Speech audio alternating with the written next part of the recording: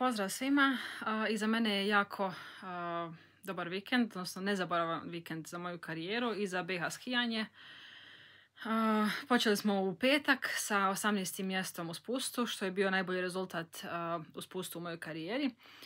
To mi je dalo priliku da imam bolji startni broj u subotu i to sam zaista iskoristila i doskijala sam do nevjerovatnog 4. mjesta. Samo 11 stotinki iza postolja, iza Lare Gudbehrami.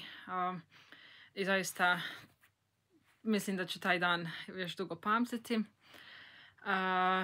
Također sam imala priliku da idem na svoje prvo proglašenje, što je bilo baš super. I danas smo imali zadnju utrku, to jeste Super G.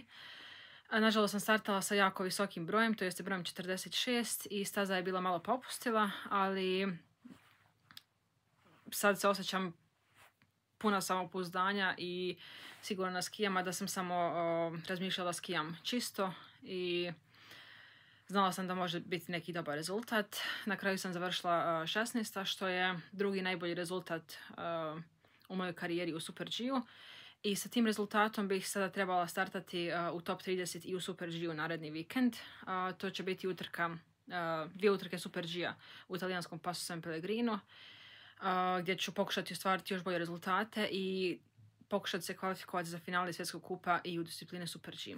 Hvala vam puno što me pratite, što navijate za mene i zaista se nadam da ću u narednih nekoliko sedmica ispisati novu historiju BH skijanja i da ću vas učiniti sve ponosnim. Navijajte za mene.